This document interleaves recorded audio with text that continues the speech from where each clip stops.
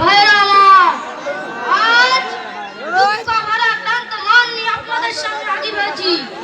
আপনারা সবই জানেন এবং বোঝেন আমরা আমাদের জীবন দিয়ে চেষ্টা করেছি, কিন্তু দুঃখের বিষয় আজ ঢাকা, চট্টগ্রাম, খুলনা, রাজশাহী, রংপুরে আমার ভাই রক্তে রাজপথ রঞ্জিত হয়েছে।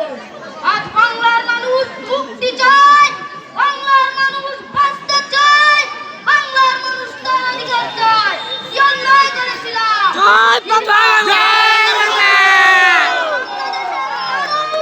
সম্পূর্ণভাবে আমাকে আওয়ামী লীগকে ভোট দেয়। আমাদের ন্যাশনাল অ্যাসেম্বলি বসবে, আমরা সেখানে সিদ্ধান্ত গ্রহণ করব এবং এদেশকে আমরা গড়ে তুলব। দেশের মানুষ অর্থনীতি, রাজনীতি, রাজনীতি দুঃখের বিষয়, দুঃখের সঙ্গে বলতে হয়, দেশ বাঁচানোর করুণ ইতিহাস, বাংলার অত্যাচারের, বাংলার মানুষের রক্তের ইতিহাস, দেশ বাঁচানোর ইতিহাস, এদেশের বাংলার ইতিহাস, এদেশের মানুষের রক্ত দিয়ে রাজপথ রঞ্জিত করার ইতিহাস। 25 তারিখে অ্যাসেম্বলি রক্তের দাগ শুকায় না। আমি সিদ্ধান্ত নিয়েছি 10 তারিখে শহীদের রক্তের উপর পালা দিয়ে আর নিজে মুজিবুর রহমান যোগদান করতে পারে না। অ্যাসেম্বলি কাউকে গেছেন, আমার দাবি মানতে হবে।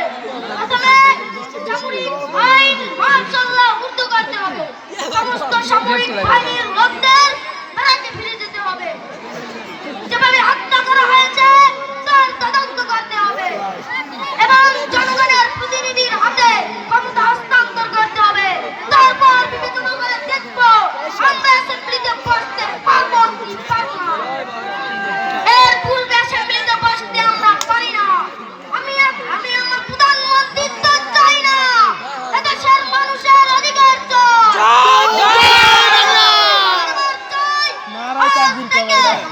এই বাংলাদেশে কোর্ট, কাছারি, আদালত, ফৌজদারি, শিক্ষা প্রতিষ্ঠান অনির্দিষ্টকালের জন্য বন্ধ থাকবে। পরিবার কষ্ট না হয়, যাতে আমার লোক কষ্ট না করে, সেজন্য যে অন্যান্য বিষয়গুলো আছে সেগুলোর হয়তো অধিকার থেকে চলবে না।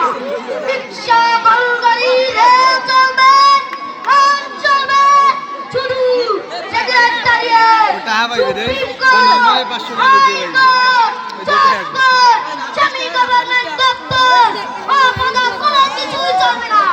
10 তারিখে